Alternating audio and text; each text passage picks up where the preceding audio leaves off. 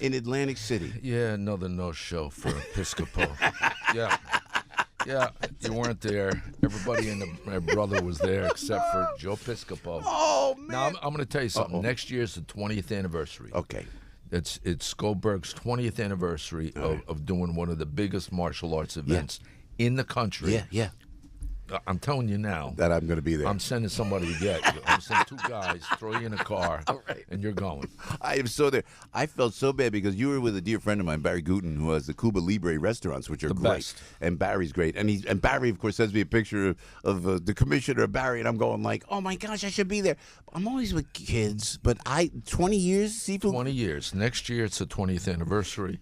And look, they have every grandmaster martial artist from... Yeah. You know, when I was checking into the hotel, the girl says, oh, today I signed in people from France and Germany and Asia and some other countries I never heard of. You know, all going to this one event. He had about, I think, 12, 15, maybe 1,500 people at the gala. And they're all these international, world-renowned martial artists. All world-renowned. Yeah. Masters, grandmasters. Action Martial Arts Magazine is what it is, technically. And it's Sifu Alan Goldberg from Brooklyn. How tough is this guy, though? Bernie, you're a tough guy. It's Sifu. Oh, some badass guys in that room. I'm telling you, man. And they don't want to mess around. And Bernie Kerik, when you walk those hallways, and we've been together down there before, how the police just, they love you, man. All the cops down there. You know, I said this when I spoke. I said, you know, I had 55,000 people that work for me in NYPD and another 13,000 when they work for me at Rikers, right? It's a lot of people. Yeah. I think half of them work for Goldberg. Because I swear, every time I'm down there, I literally said this. That's great. You know, I was a CO. I worked for you. Hey, you promoted me. I was a cop. Yeah. I said, how many people works for this I know. guy? Some people tell me too. It's so great. The family of the NYPD. They always go, "Oh, you know Bernie Kerik. I heard you're on with Bernie." I go, "Yeah." They go, "Oh, you like sworn them in, you know, but detectives." Yeah.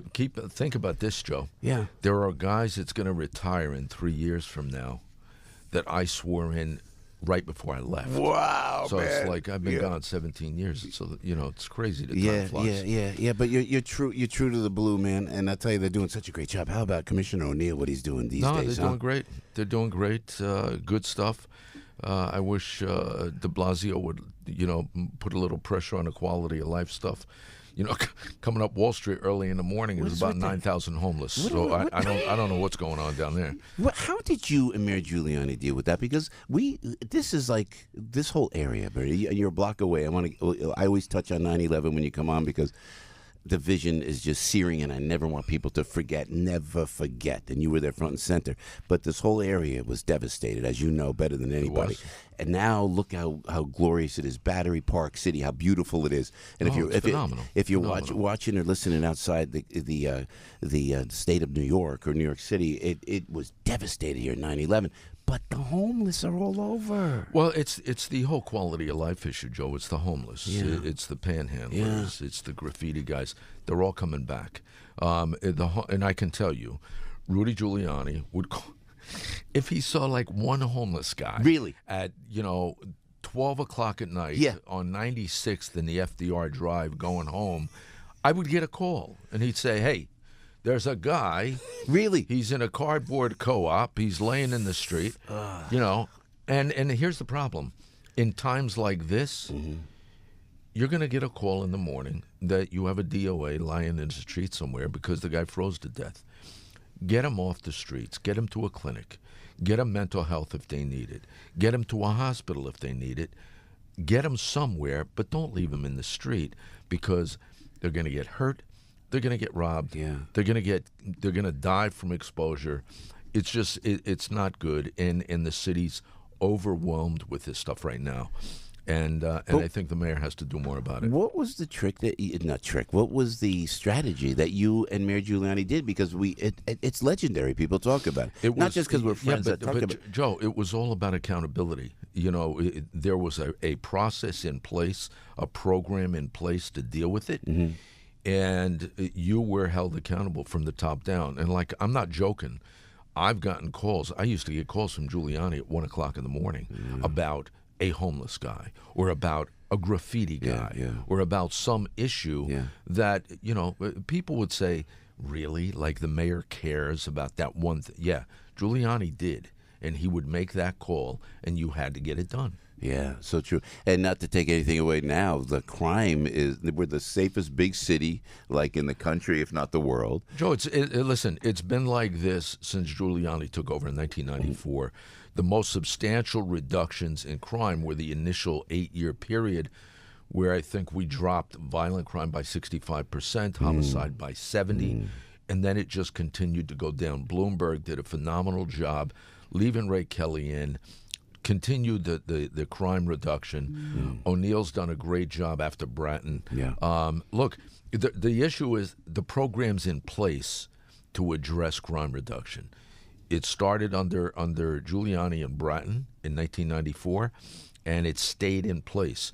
Unlike Rikers Island, they eliminated all the programs that we put in place to reduce inmate-on-inmate violence and violence within the system and corruption within the system. They eliminated that stuff, and the entire department imploded. So, you know, there's something to be said for if it's not broke, don't fix it.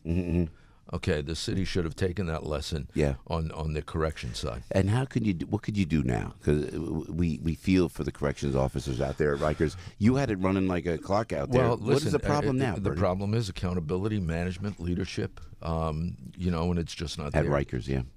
It's just not there.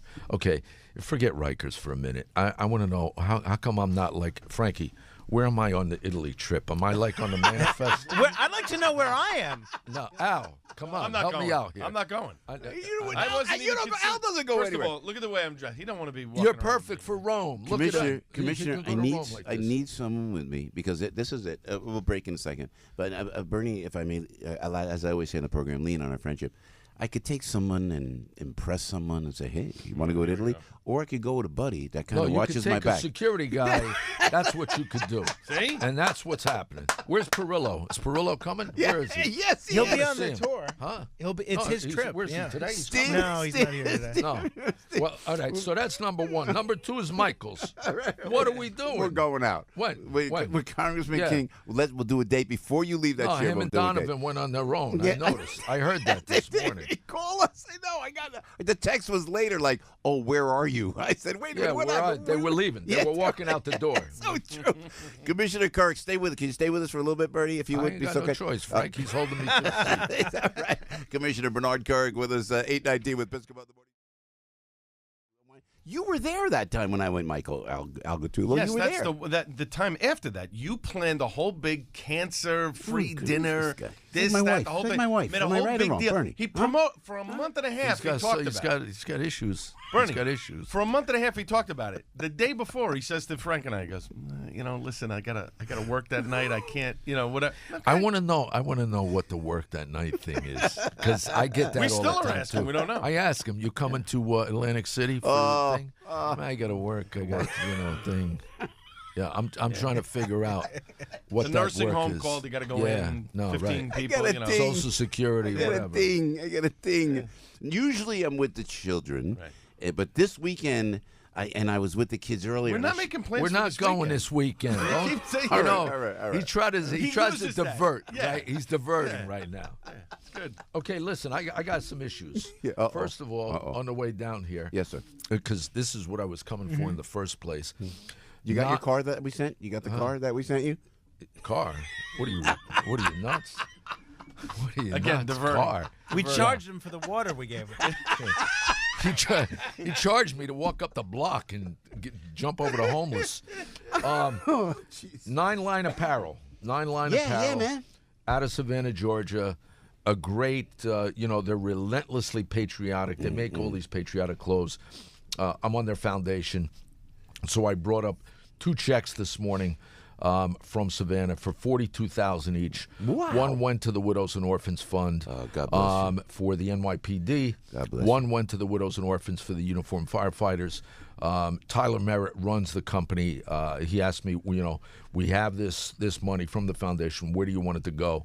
So we split it, $84,000. Split it, and we gave 42 to one, 42 to the other. So every little bit Bernie, counts. God bless you, man. that God helps. bless you for doing that. That's huge, man. Well, listen, And it's a phenomenal company. They do a lot of things for wounded warriors, for first responders, and they're constantly giving back. Yeah, man. So I think it's a great thing. God bless you for doing that, man, and remembering the FDNY to boot. So tell me, the 5 cops shot in Houston. What is going on? Where did this start? I think it was 4 cops shot, 1 injured. Okay. They were serving a warrant on a drug location. Yeah. Got involved in a gun battle. 2 of the cops were severely shot. Injury severe, critical. They've had surgery overnight. They're supposed to be doing okay. Looks like they're going to survive. All 4 cops, and the 2 bad guys are dead. So it's a good night, for the good guys. But if you watch the press conference by the union leader for Houston PD, that guy was hot. He was pissed, and rightfully so. And he said, we're tired of the police being the enemy. The police are the good guys. Don't forget that to the communities out there. And I think there's too much of that going on. We just saw this thing in Baltimore. I don't know if you saw it, Frankie. Mm-hmm. The community board, the school board, basically told the Baltimore police, if you're coming into the school in uniform, you have to disarm. We don't want any guns in the school, including cops, which is completely insane. It puts the kids in danger. It puts the cops in danger. Mm-hmm. If a cop is in uniform, there's 2 things he should have on him all the time. If he's wearing a uniform that identifies him as a cop, he should have a vest on, and he should have a firearm on. Otherwise, take the uniform off. Yeah. What happened? Kamala Harris, running for president, senator from California. She says in her speech, kind of kick off that big rally she had in Oakland a couple days ago, she goes, she starts with this, Bernie, again, if my child is a child of color, I'm going to prevent him. And she says it in the speech. So the police don't pull him over and hurt him and maybe kill him. Oh, we're back right where we started. I actually wrote an article on this 2 weeks ago. And the essence of the article was that this myth about cops around the country pulling over black men unarmed and then shooting them dead, and there's this systemic thing. The chances of you getting in 2000, and this is based on the 2018 statistics. Mm-hmm. The chances of you getting shot and killed unarmed black male last year was 0.00017. I don't even know what kind of number that is. There is no systemic stuff like that going on. And the politicians are the ones driving that belief. That narrative. That narrative. I can't believe she said that. Because we're trying to get ahead. This is, in my opinion, you know best, Commissioner. It's like the fact that there is an assault toward police officers, and we see all this the disrespect is because of that narrative that started. They drive the narrative. So if you inflame the fringe, you inflame the wackos. That's right. And when does it stop? And the president's, you know the president personally. By the way, I saw you at the White House. That was for the First Step situation. For the First Step Act and the criminal tell us justice about that, reform. Brian. That was pretty. You were right there, right next to the president. Well, listen, I was involved with Jared Kushner and a number of other people, advocates, legislators over the last 2 years. And I remember, it's funny, when President Trump got elected, all the advocates basically called me and said, okay, there'll be no criminal justice reform. Interesting. None while he's in office. It's never going to happen. So you have to give an enormous amount of credit, one, to the president, to give that directive to get something done. Yep. President Obama, I was down there 4 or 5 times with him and the Obama White House trying to do this over a 5-year period. Couldn't do it.